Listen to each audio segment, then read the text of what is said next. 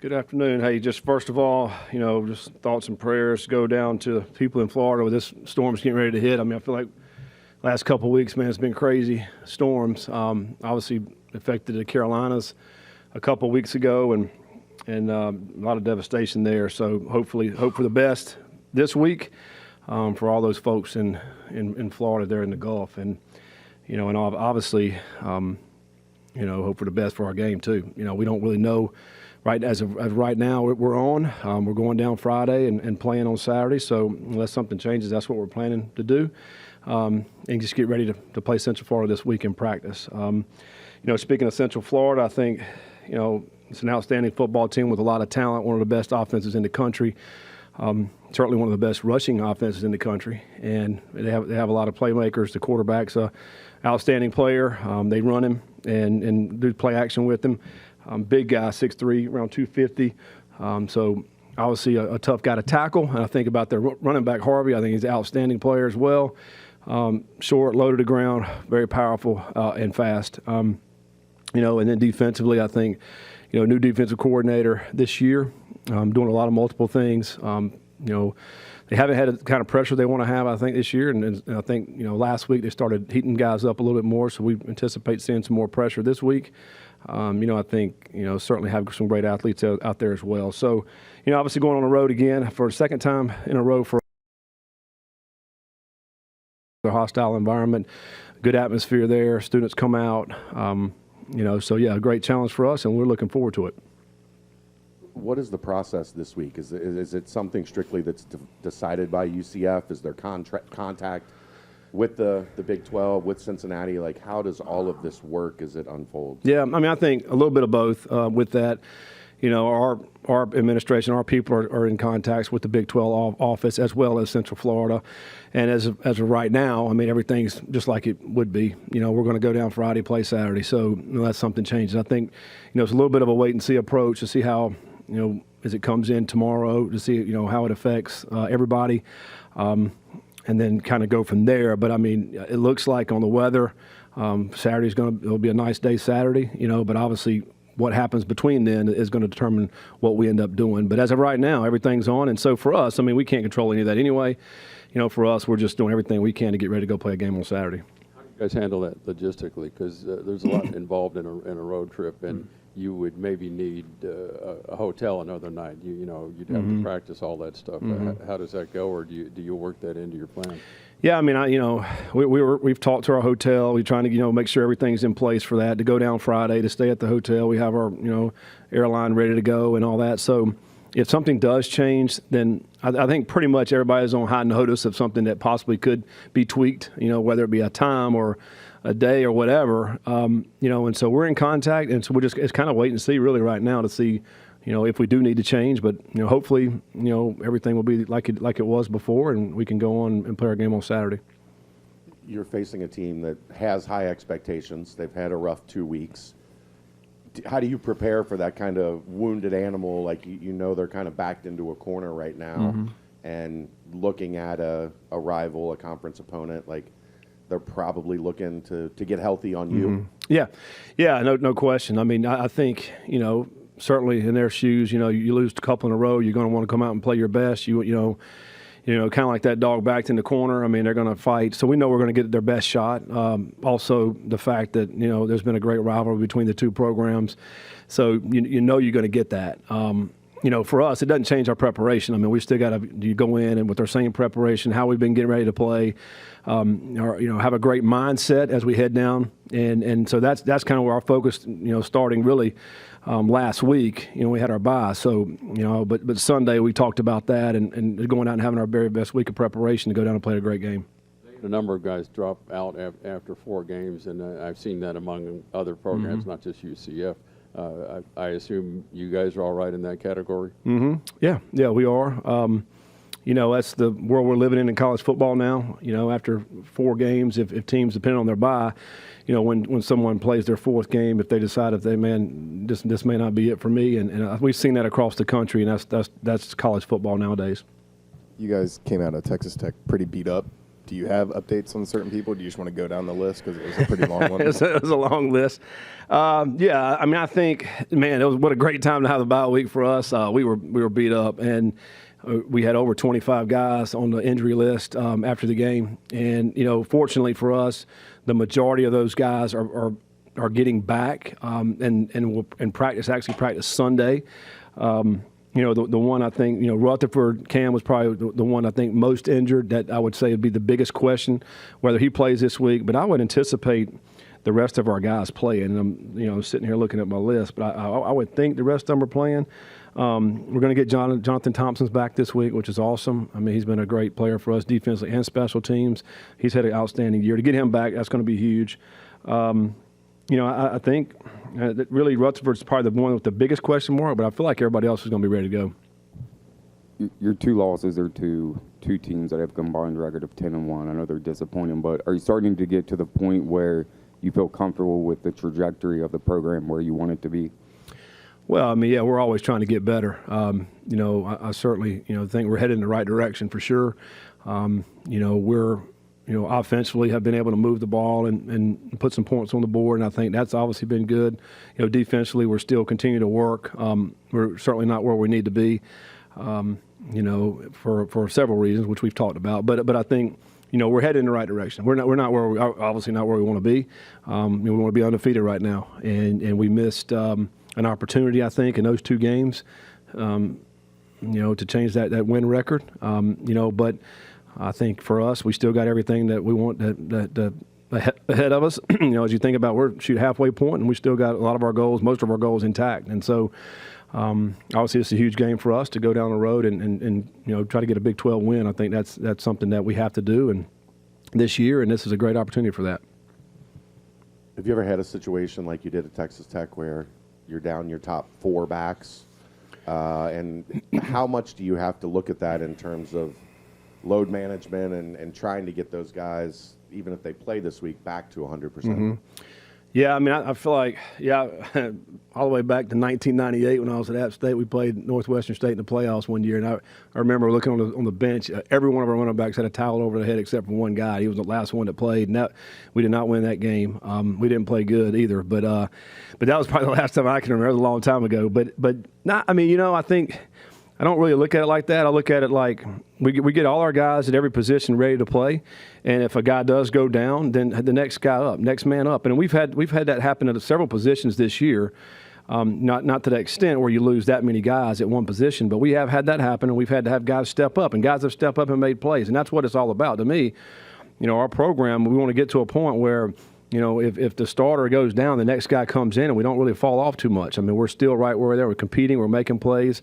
But that comes back to your training. That's how we prepare. That's how we practice. And so, we're getting better at that regard. So, but I don't look at it as like load management, those type of things. I look at it like, who's our best player? Let's play them until they can't play anymore. And I think that's what we want our team to be. I mean, we want to put our best guys out to be able to give us a chance to win.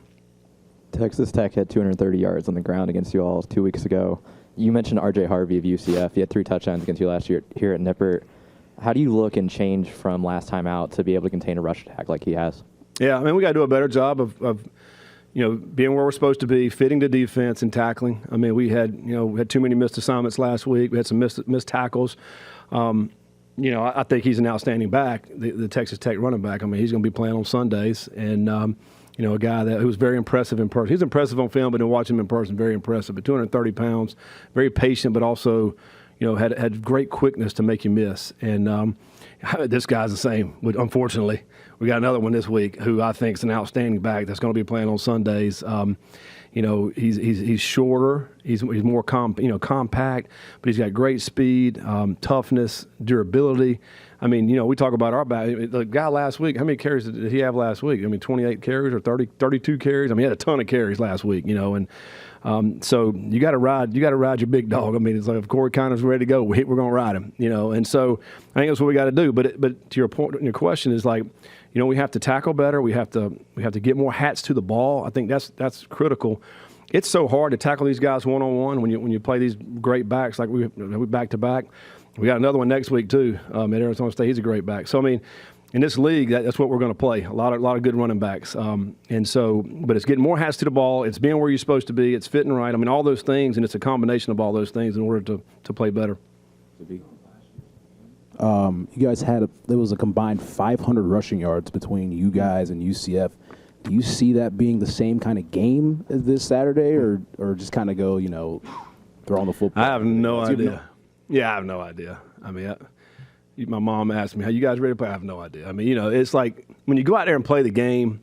Once you start playing it, you start figuring some stuff out, right? You're like, hey, we're doing a great job at doing this, whether it be running the football or throwing the football, and you're going to keep attacking that, or we're doing a great job at slowing the run down. Okay, well then now what are they going to have to do? So it's like, once you start playing the game, you start figuring out what's happening, what's working, what's not working, what adjustments you're going to have to make, and it just so happened last year that both teams were running the football, and it was a great game. It was a back and forth game. I mean, I think what did we come down? We missed a 2-point conversion there at the end to tie it. I mean, so there's been some great battles over the years, and so I expect it to be the same. I mean, it's going to be a tight game. I think. Man, you look at the Big 12, I feel like that's the way it is every week in these games, and even college football for that matter. It's some crazy stuff that happens in college football. And so, but it comes back to your preparation. It comes back to getting ready to play and then going out and performing on game day. Off the question maybe a couple questions ago, R.J. Harvey is a dynamic back, but they also have a dynamic, quarterback that likes to run the ball.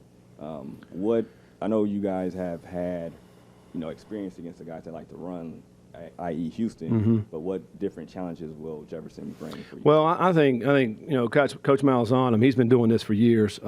He does a great job with what they do offensively to put the defense in conflict. I mean, that's what they're going to do. They formation you, they'll motion.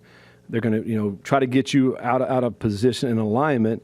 And now you have to tackle a guy with one guy. That's tough. I mean, because R.J. Harvey, a lot of times he'll make the one guy miss. And then where's the next guy? Well, if they've got you out of position, there's nobody else, and that's where the big plays come in. And now, not only are you defending 10 guys, now with this quarterback, you're defending 11. So I think that's the whole premise of being able to run your quarterback. Is now that we have to have a guy signed for the quarterback, and now that's one guy short for the running back. So I mean, I think that's why they've been so good at what they do. And then just when you load up a box, and that's when the play action comes. So obviously you got to do a great job of tackling and try to make them one-dimensional. I mean, you got to try to slow the running game down, whatever you can to do that. And I know everybody that plays them tries to do that, and they have a hard time doing it. So certainly got a work cut out for us. But it comes back to being where we're supposed to be and assignment, and then getting a lot of hats to the ball. Coach, I know you have a lot of guys to watch on the team, obviously, but Antoine Peak Jr., his dad has connections here, played in the NFL, working on a story on him. Just curious, what have you noticed about him and how he carries himself as a young player who's making some splash plays for his team? Yeah, I think he's had an excellent year for us. There's no question about it. Special teams, he's our leading tackler on special teams. So probably our MVP in the units right now. But he's also played great on defense as well. He's a very physical player. He has good size, but he'll pull his trigger. He's coming downhill to hit and play physical. We love the way he plays.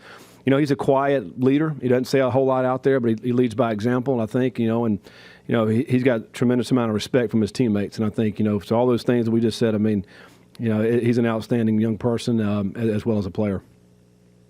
You talk about the run game there a little bit for UCF. Obviously, this is one of the most dynamic running back rooms in all of college football, averaging nearly 300 yards a game, not only in R.J. Harvey, but Penny Boone as well. What's going to be the biggest focus in wrapping them up behind the line and getting stops there? Yeah, I mean, you think about, Penny Boone comes in. He's another big guy, 230-some pounds. And, it just goes back to what I mentioned earlier. I mean, it's the challenge of formation recognition, figuring out what formation they're in, is it unbalanced, and then what motions and adjustments are they going to be making, and then communication with our defense. So much of it is being where you're supposed to be. If I'm not aligned in my gap, then that's going to be a problem. And so trying to get it lined up, being in our gap, and then playing very physical football. I mean, that's the key, and getting a lot of hats to the ball. Again, I've mentioned it's hard to tackle them single guy tackle them. You have to get 2 hats, 3 hats to the ball, and that becomes just chasing the football and playing hard. The game's changed. You had 3 guys go there.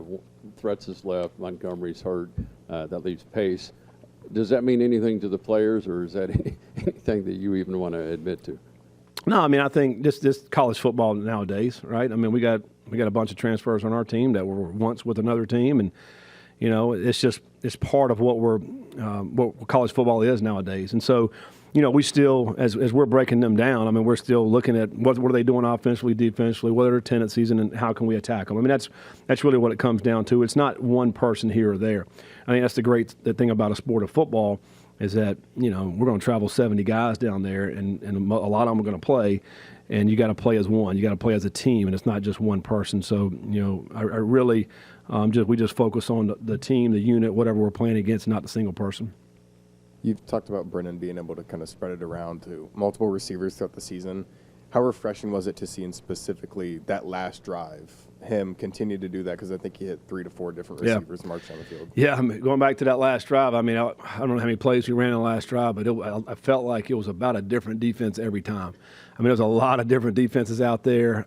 They threw everything at us to try to slow us down, and Brendan was doing a great job of recognizing what they were in and finding the open guy. And it wasn't just, like you mentioned, it wasn't just the one guy. We're trying to find multiple guys, taking what the defense gives us, and we gave ourselves a chance. We got down, we ran out of time, for a couple of different reasons, but we ran out of time, and unfortunately didn't knock down the field goal to give ourselves a chance to go win it in overtime. But I think, that's the one thing we have to continue to be able to do, and Brendan does at quarterback, is to always take what the defense gives us and not try to force the ball. I mean, if we hit the underneath when they're all sinking, that's great. That's what we got to do, and I think he's got to continue to do that. And I think the guys around him within the offense are good enough to get yards and first downs and touchdowns, and we've seen that throughout the season. So we just got to be able to continue to do that.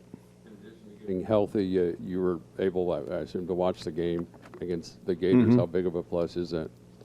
Yeah, I mean, I think the big thing was getting healthy last week, but then also being able to relax on Saturday. A lot of our guys just relax, watch some college football, to see the craziness of college football, to see the fact that you have to get yourself mentally ready to play. I think that's more than anything is the mental side and getting ready to play. And that's how, if you don't do that, then you're going to get beat. And it doesn't matter who it is. Vanderbilt was a team that lost to Georgia State a few weeks ago and then beats Alabama. I mean, so you have to get yourself ready to play each and every week, no matter who you're playing, more than ever nowadays in college football. With the Manny Covey play, when he kind of hobbled off to the sideline, what did you kind of expect from that situation? Is it kind of, okay, you were hurt, I understand why you went off, or did you kind of expect him to kind of stay on the field to save some time? Well, in that scenario, unless you can't stand up, you need to stay on the field, right? I mean, and then, within that play, either because we're going to throw the football in that scenario, we're either going to throw it, incompletion, or if we catch it and get a first down, then you got to stay in there again. But if it's an incompletion, now you can come off. I mean, it's just, it's an unfortunate rule. I understand why they do it, because you can fake an injury and then get your offense lined up when they stop the clock. I understand why they do that, but it is unfortunate in that scenario. You almost have to be able not to move in order to do it. Now, hindsight, looking back at it, he probably should have just laid down. We just take the 10-second runoff, because that takes time. Now, okay, he took them 6 or 7 seconds to get off the field. Now they're going to go hold it. Now they get 4 seconds before they can run a guy on, and those guys, you see how they ran on and off.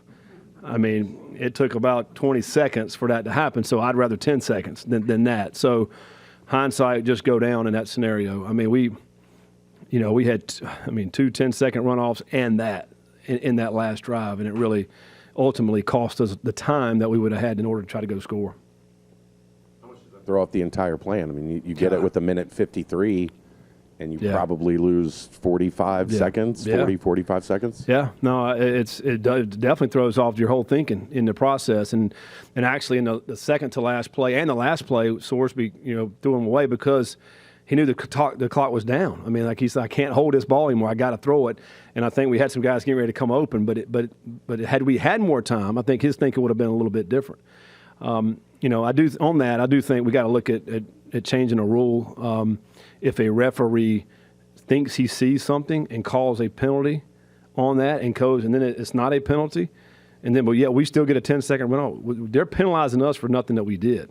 Like all we did was play ball, and the referee thought he saw something. Well, it wasn't, and now I got to give you a 10-second runoff. What do we do? I think that definitely needs to be looked at this offseason. We need to get that rule changed, and it doesn't happen too often.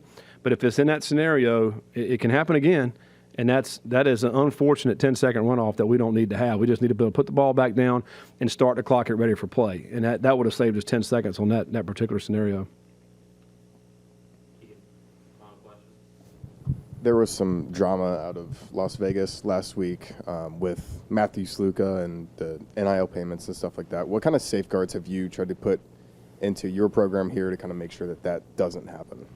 Well, yeah, I mean, I think we've got our collective is outstanding. I mean, our people that run our collective do a great job, high integrity, doing things right.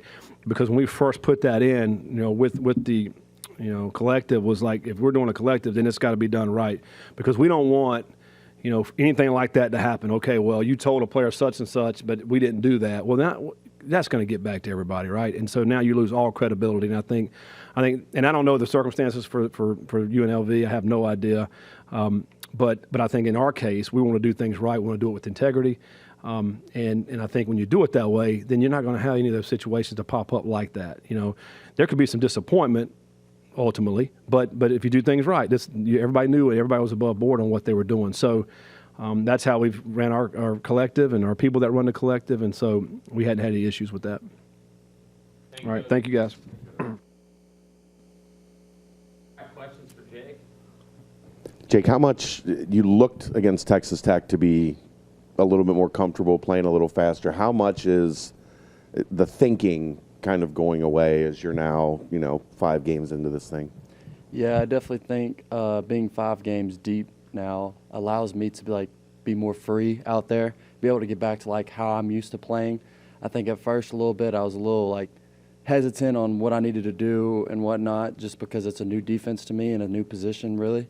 So I think now that I'm in Game 5, I'm playing a lot more freely and being able to make a lot more plays. Chase Taj Brooks around there in Lubbock. Now R.J. Harvey, different looking guy, but he gets his yards too. What have you seen, and what do you think about him?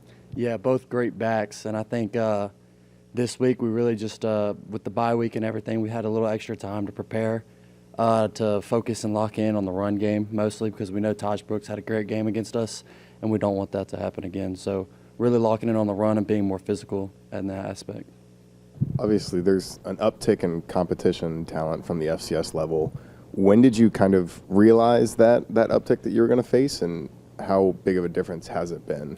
I think just getting here and practicing against our own guys and our offensive line is really when I noticed it, how big our offensive line is compared to the offensive line that I'm used to going up against. But to be honest, I think it's really just the size, and then in the skill position you got faster guys, but for me, it hasn't been too much of a change. Jefferson, he's a guy about your size. Donovan Smith, I guess, is the closest to him. Is that what you see, in having to chase down a bigger quarterback? Yeah, big physical guy for sure, and he likes to run it, and he's not going to avoid contact either. He likes to lower his shoulder and get those extra yards that way. So I think just taking him on as if he's a running back is kind of what we're going at. So, yeah, just being physical and getting to him. You tried to tackle a quarterback that's a couple biscuits from an offensive lineman? I think I have. I think I've played another quarterback at Central Arkansas that was pretty big. I just can't remember exactly who, but it's pretty unique. This last week to kind of watch the UCF Florida game, how much did that help with your preparation for this coming week? Yeah, I really enjoyed watching that game. I think that Florida did a really good job communicating. Really, it was the biggest thing I saw on the defensive end, communicating and letting their guys know what was about to happen. And I think after watching a bunch of film, us guys can kind of figure out, anticipate what play is about to come. And I think the biggest key for us is to communicate that to all the players on the defense, so that we're on the same wavelength and that we can play together as one and stop the run. Does it feel like this defense is to figuring it out? And probably, if you look at the 2 games before, Miami and Houston, things were trending in the right direction. Setback against Texas Tech. Does it feel like it's close? Yeah, I would say that we're all on the same page here. We all know that what we got to get done, and I think we just got to do it. We got to focus. We got to take the rest of this week to lock in on the little details and everything. And so when it comes to the game, it's nothing for us, and then we can do our jobs. You guys Watch the Storm at all, or do they have you just focused on football? Honestly, I had no idea about the Storm because nobody here is talking about it, but my family was a little concerned about it, and they've brought it up a couple times. But as far as I know, I'm going there to play a football game. Cool. Any other questions? Thanks, buddy. Sweet. Alrighty. Questions for Brendan? First off, how frustrating is it to play as well as you did, to have a game like that and fall just short like you did against Texas Tech? Any close loss like that's obviously very tough on the team, regardless of how I played or anybody else played. At the end of the day, we're just trying to walk away with a win, and obviously we didn't do that, and those close ones hurt just a little bit more. What kind of a luxury was it to have this week off where you can watch some football, and do you get anything from just like watching other quarterbacks? I'm sure you watch UCF, but what all did you do on Saturday? Yeah, obviously just watched a lot of games, watched a lot of football over the weekend, and really just seeing how many things can happen in college football, which is crazy. Obviously, a ton of upsets.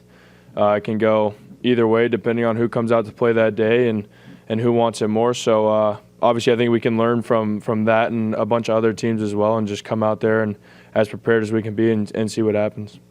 Satterfield brought up like how much the 10-second runoffs, the injury runoffs, kind of impacted the last drive and his plan. How did that kind of teach you about how you have to be able to roll with the punches and how you have to be able to adjust on the fly, basically? Yeah, obviously, whenever you have 30 seconds taken off the clock from whenever you started, it's obviously, a little bit of a disadvantage. But, I think we did a good job of, still moving the ball and still finding a way, even through the adversity of that. And, I think it was really good to see, and I think we can build off that going forward. The Storm at all, or are you just focused on football? And I know you have an entourage that normally comes to. One of my buddies back in high school was always the weatherman of our friend group, so I usually left that to him. Still have not gotten too much into it. Obviously, I know that the hurricane is a very big deal, and a lot of families and places are getting affected by it. So, prayers out to them. And, if we're able to play on Saturday, I'm very excited about that. But obviously, we're preparing like we are playing on Saturday. So if anything changes or happens, we're obviously willing to go with the flow. But, we're preparing like we're playing on Saturday. It looks like things are opening up quite a bit more for Jamoy and Tony. Does it feel like that's a result of how much success that Joe and Xavier have had, and now those two guys really kind of are finding a little bit more open space because of it? Yeah. I think even whenever, teams aren't just doubling Xavier or Joe, or if they even are, I think Jamoy and Tony have been really good at getting open and finding ways. Even Sterling has done a great job whenever he's in of just, finding ways to get the ball and finding ways to create space and separation. So, obviously Xavier and Joe have been doing amazing things, but like you just said, Jamoy and Tony and Sterling are also, finding ways to get open and get the ball. Another level to be unlocked because there's been injuries at the slot position. Like, you haven't even really kind of worked that position in as much as we saw throughout camp. So is there still another level this passing game can take? Yeah, I guess we'll find out. Obviously, it's tough. Just injuries throughout the year, they're going to happen. But especially to our slot position right now, we're down right now. So, continuing to find ways to just get those guys the ball throughout the games and throughout the rest of the season. So I think it'll be, we'll find out if there is another level to be unlocked. But I definitely think we're going to try to get those guys the ball. Quarterbacks in the National Football League that you take note of and maybe watch some film and try to diagnose? Obviously Patrick Mahomes, Josh Allen, Joe Burrow, just those three guys I really try to study their game. And obviously I'm a Cowboys fan, so I like to watch Dak too. He can spin it around a little bit. So really just watching those guys and trying to take little bits and pieces of each of their game. It's your first game back in Texas, your home state. What did it mean to you to play a game back in your home state? It was awesome. Obviously, playing at Indiana, I didn't get to go back down to Texas. So once I came over here, knowing that I would be going back down to Texas, it was definitely a big opportunity for me, just to go back down there and see some family and friends. So it was good to see all of them there and, play a game there. How confident are you that the running game can get back going? Because last game, you were pretty much the running game. Yeah, I mean, obviously Texas Tech did a great job of stopping the run, but we got to find ways to push through that, and I think we will. Obviously our running backs, I've said it all along that I feel really good about them, and anytime we can turn around and get the ball to those guys, I feel really good about it. So we'll figure it out, and we'll find a way to get back on track. Flash forward to UCF, obviously their defensive line there, led by Lee Hunter there in the defensive front. Haven't really gotten many pressures on the quarterback yet this year. Talk about what you see from that UCF defense on tape so far. Still a really good defense. Obviously, they probably haven't gotten the amount of pressures that they want or the amount of sacks that they want, but they are still very talented and know that they can definitely affect a game. So we just have to take care of business and do what we do, and I think we'll be all right. But, their defense looks really good on tape.